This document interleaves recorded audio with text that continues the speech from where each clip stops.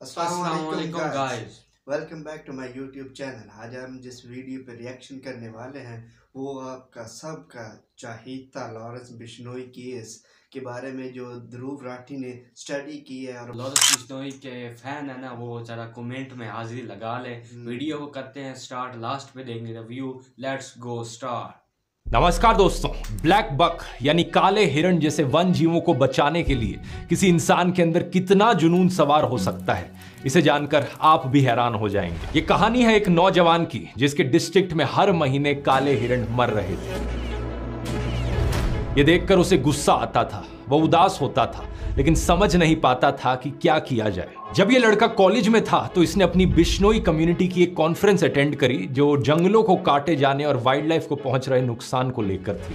यही वो समय था जब इस युवक के मन में जिंदगी के मायने बदल गए। अपनी पढ़ाई पूरी करके ये गांव वापस आया और संकल्प लिया हिरणों को बचाने का। लेकिन सवाल ये था कि 20 साल का लड़का आखिर शिकारियों का मुकाबला कैसे करेगा। उसने सभी गांव वालों को कहा कि जब भी शिकार की कोई संभावना हो तो मुझे अलर्ट कर देना। एक बार गांव के एक इन्फॉर्मर ने उसे ऐसी ही जानकारी दी कि कहीं पर शिकार होने वाला है। सर्दियों की रात थी, तापमान करीब 14 डिग्री था, लेकिन फिर भी इस नौजवान ने अपनी मोटरसाइकिल उठाई और 30 किलोमीटर मोटरसाइकिल पर गया। जब तक ये वहां पर पहुंचा, अफसोस हिरन ऑलरेडी मारा जा चुका था। उसका मांस वहां पकाया जा रहा था, लेकिन फिर भी इसने पुलिस को बुलाया और शिकारी को गिरफ्तार करवाया। वाइल्ड लाइफ एक्ट 1972 के शेड्यूल 1 के तहत उसके खिलाफ केस दर्ज होता है। ये वहां के लोकल शिकारियों के लिए एक वार्निंग के जैसा था। कुछ समय बाद एक और ऐसा ही केस सामने आया। फिर से इंफॉर्मेशन मिली कि यहाँ पर एक हिरन मारा जाएगा और एक बार फिर से वहां पहुंचने तक हिरन का शिकार किया जा चुका था। इसे एक युवक ने अकेले शिकारियों को किसी तरीके से रोकने की कोशिश करी तो एक शिकारी ने उसके सिर पर बंदूक लगा दी। युवक ने कहा कि उसे डर तो महसूस हुआ, लेकिन उसे लगा कि अगर किसी प्रजाति को बचाने के लिए अपनी जान जोखिम में डालना जरूरी है तो यही सही। कुछ समय बाद पुलिस आती है और शिकारी को गिरफ्तार कर लेती है और कुछ इस तरीके से इसकी जान बच पाती है। जानते हैं दोस्तों हमारी इस कहानी में ये युवक कौन है। ये हैं बिश्नोई, 51 साल के अनिल बिश्नोई। इनकी कहानी पब्लिश हुई थी द बेटर इंडिया में, एक बेहतरीन मीडिया पोर्टल जो रेगुलरली ऐसे बहुत से रियल लाइफ हीरोज पर स्पॉटलाइट डालते हैं। अनिल बिश्नोई राजस्थान के लक्सार गांव में रहने वाले एक किसान हैं। आज तक 300 से ज्यादा शिकारियों को रंगे हाथ पकड़ चुके हैं। ये केस दर्ज करवाते हैं, गवाही देते हैं और जब तक केस चलता है फॉलो अप भी करते हैं और मुजरिमों को जेल तक पहुंचाने का काम करते हैं। ब्लैक बक्स की मौत के पीछे शिकार के अलावा कुछ और भी कारण हैं, जैसे कि रोड एक्सीडेंट्स, एक्सट्रीम क्लाइमेट्स, कुत्तों द्वारा काट लिया जाना। इसलिए अनिल बिश्नोई ने गांव से 2 लाख रुपए का चंदा इकट्ठा किया और 66 पोखर तैयार करवाए जहां गर्मी में जानवर पानी पी सके। किसी जानवर को चोट लगती है तो ये उसे अपने घर पर या फॉरेस्ट डिपार्टमेंट के मेडिकल सेंटर पर फर्स्ट एड देते हैं। अगर हिरन के बच्चे की मां मर जाती है तो हिरन के बच्चे को तब तक पाल लिया जाता है जब तक वो जंगल में छोड़ने लायक ना हो जाए। आज राजस्थान के 12 डिस्ट्रिक्ट्स में 3000 लोग उनकी टीम में जुड़े हुए हैं और इतने सालों में उन्होंने मिलकर करीबन 10,000 काले हिरण और चिंकारा हिरण को मारे जाने से बचाया है। यही कारण है कि राजस्थान की सरकार ने अनिल बिश्नोई को Amrita Devi environmental protection award से भी सम्मानित किया था। अब कमाल की बात देखिए दोस्तों, सोशल मीडिया पर कुछ लोग बिश्नोई की जबरदस्त तारीफ में लगे हुए हैं। हमारे न्यूज मीडिया पर इनके चर्चे हर हफ्ते देखने को मिलते हैं और एक ट्विटर यूजर ने तो ये तक कह दिया कि बिश्नोई भारत का नया भगत सिंह। अरे वाह, लेकिन प्रॉब्लम बस इतनी है कि ये लोग अनिल बिश्नोई की बात नहीं कर रहे। अनिल बिश्नोई को तो ये लोग जानते तक नहीं है, ये बात कर रहे हैं लॉरेंस बिश्नोई की। कौन है ये लॉरेंस बिश्नोई?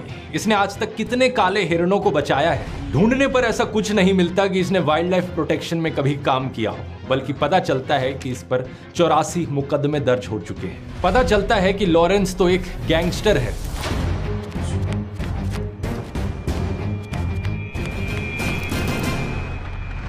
वीडियो शुरू करने से पहले एक छोटा सा अपडेट। आप में से बहुत से लोगों ने डिमांड करी थी पिछले Q&A वीडियो में, तो अब इस वीडियो का जो रिसोर्सेज डॉक्यूमेंट है वो पब्लिकली अवेलेबल है। नीचे डिस्क्रिप्शन में लिंक पर क्लिक करोगे तो आपको मिल जाएगा, जहां इस वीडियो के सारे सोर्सेज लाइन बाय लाइन आपको मिल जाएंगे। दूसरा, आप में से कुछ लोग दिवाली की सेल मिस आउट कर गए और रिक्वेस्ट कर रहे थे, इसलिए जो दिवाली सेल है ध्रुव राठी एकेडमी पर, उसे कुछ दिन और बढ़ाया जा रहा है आगे। आपको फ्लैट 56% ऑफ मिलेगा सभी कोर्सेज पर, time management course, chat GPT course और YouTube YouTuber course. Coupon code इस्तेमाल कीजिए दिवाली 56। अब मिस आउट मत करना, यही मौका है अगर आप किसी भी कोर्स में इंटरेस्टेड हो, और ये कूपन कोड सिर्फ कुछ ही और दिन के लिए वैलिड है। लिंक नीचे डिस्क्रिप्शन में मिल जाएगा सभी कोर्सेज का, या फिर आप इस QR कोड को भी स्कैन कर सकते हो। चलिए अब अपनी कहानी पर वापस आते हैं। अनिल बिश्नोई ने एक तरफ अपनी पढ़ाई करी सूरतगढ़ कॉलेज से और एनवायरमेंट और वाइल्ड लाइफ प्रोटेक्शन को अपना मिशन बना लिया। दूसरी तरफ लॉरेंस बिश्नोई ने अपनी पढ़ाई करी चंडीगढ़ कॉलेज से और क्या किया, स्टूडेंट पॉलिटिक्स में घुस गया। चलो ये तो अच्छी बात है, मेरा मानना है कि स्टूडेंट्स को पॉलिटिकल होना चाहिए। भगत सिंह भी अपने कॉलेज के समय पॉलिटिकल थे, ब्रिटिश सरकार के अत्याचार के खिलाफ आवाज उठाते थे। मैंने एक ही वीडियो किया था इनके ऊपर जिसमें मैंने बताया था कि कैसे भगत सिंह हाईएस्ट ऑर्डर के इंटेलेक्चुअल थे, बहुत सारी किताबें पढ़ते थे, क्योंकि उनका कहना था बम और पिस्तौल से क्रांति नहीं आती, क्रांति की तलवार विचारों की शान पर तेज होती है।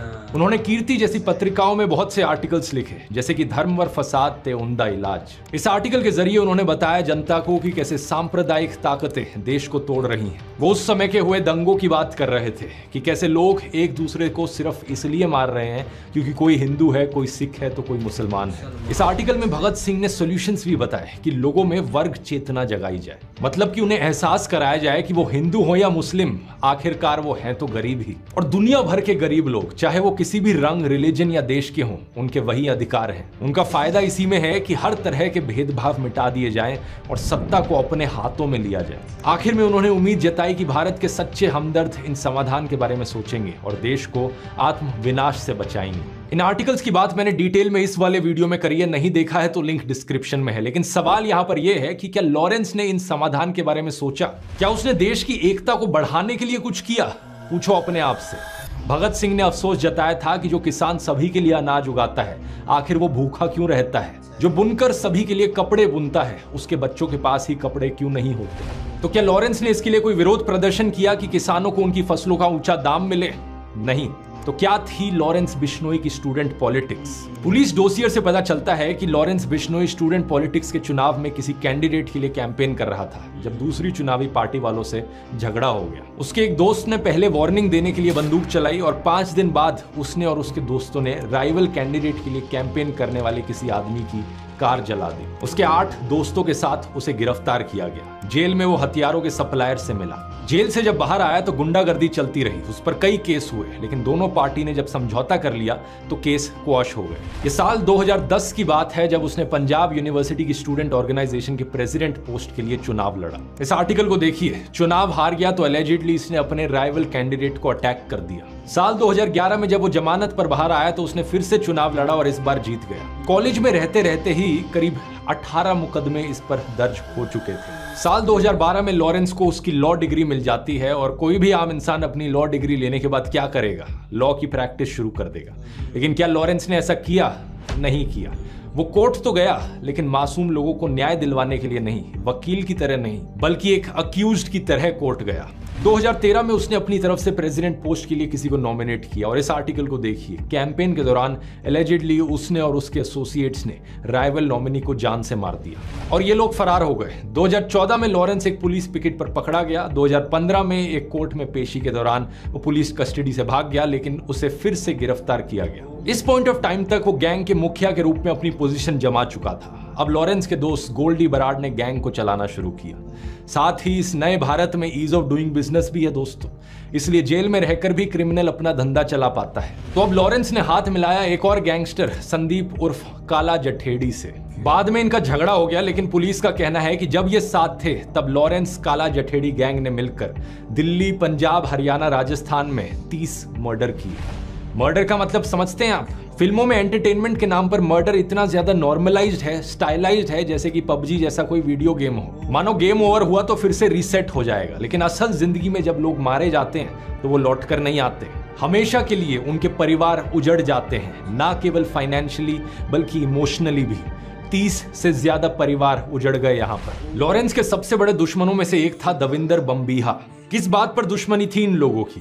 क्या ऐसा था कि दविंदर बम्बीहा एक इंटरनेशनल नेटवर्क की मदद से देश में धार्मिक दंगे भड़काने का काम कर रहा हो, या फिर युवाओं को ड्रग्स सप्लाई कर रहा हो और लॉरेंस यहाँ इन सबको रोकना चाह रहा हो? नहीं, ऐसा कुछ भी नहीं था। वैसे कल को अगर कोई लॉरेंस पर बॉलीवुड फिल्म बनेगी तो जरूर ऐसा कुछ ग्लोरिफिकेशन, जस्टिफिकेशन कर देंगे ये लोग। लेकिन सच्चाई ये है कि लॉरेंस और दविंदर की दुश्मनी थी एक्सटॉर्शन मनी, यानी हफ्ता वसूली को लेकर। इसका मतलब है कि खून पसीने की मेहनत की कमाई करना जिसके बस की बात नहीं है, वो लोग दूसरों को धमकाकर उनका पैसा लूटते हैं। धमकी देते हैं कि अगर पैसा नहीं दिया तो जान से मार देंगे, और अगर पैसा दोगे तो कुछ नहीं कहेंगे और दूसरे गैंग से भी तुम्हें बचाएंगे। दविंदर बम्बिहा का एक्सटॉर्शन रैकेट चंडीगढ़, मोहाली और पंचकुला में चलता था। लॉरेंस को भी यही पाप की कमाई चाहिए थी, तो इनकी इंटर गैंग राइवलरी की वजह से पंजाब, दिल्ली, चंडीगढ़ में शूटआउट्स हुए।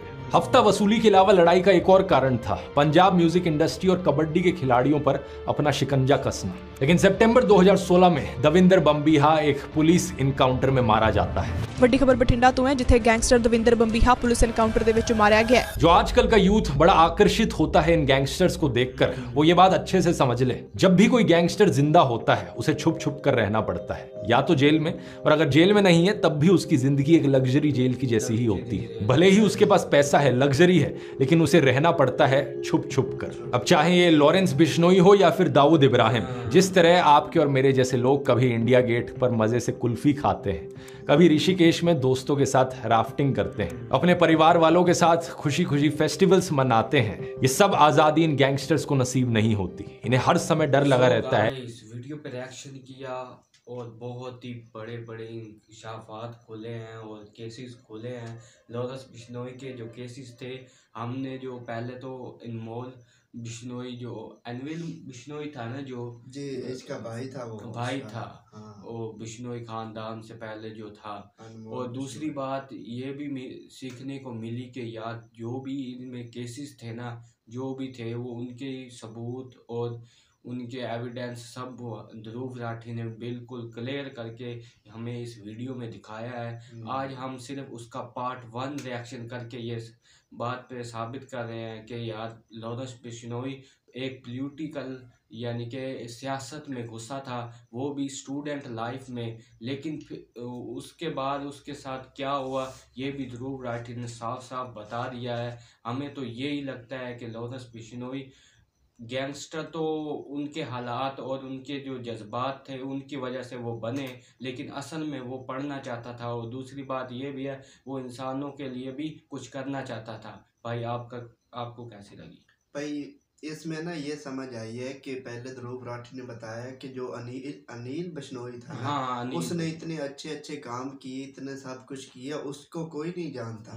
जो एक गैंगस्टर के तौर पर जाहिर हुआ, एक गैंगस्टर बना, उसको लोग हीरो मान रहे हैं आज। उसने एक अलग-अलग इसका कॉम्बिनेशन बताया कि एक तरफ तो अच्छाई हो रही है, उसको कोई नहीं देख रहा, जो दूसरी तरफ बुराई हो रही है तो वो सब देख रहे हैं और इसको हीरो बना रहे हैं। तो हम नहीं कहते कि वो हीरो है या जीरो है, हमें इससे लावास्ता नहीं है। जो भी है वो आपको हमसे ज़्यादा बेहतर पता होगा।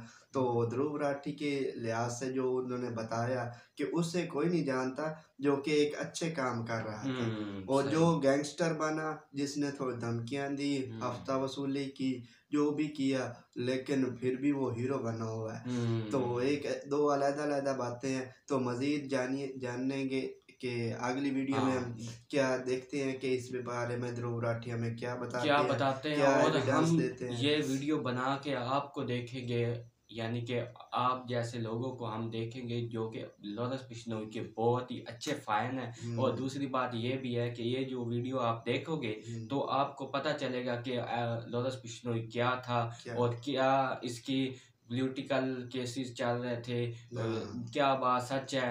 वो तो पहले ही वो इंटरव्यूज में उसने साबित करके बता दिया है, लेकिन दूसरा बंदा जो डॉक्यूमेंट्री हिस्ट्री ये खोल के बता देता है ना, वो है ध्रुव राठी की ये वीडियो। आप लाजमी देखिएगा, कमेंट में लाजमी अपनी राय दीजिएगा। वीडियो में लाइक, शेयर और सब्सक्राइब करना मत भूलिएगा। मिलती है नेक्स्ट वीडियो में। अल्लाह हाफिज।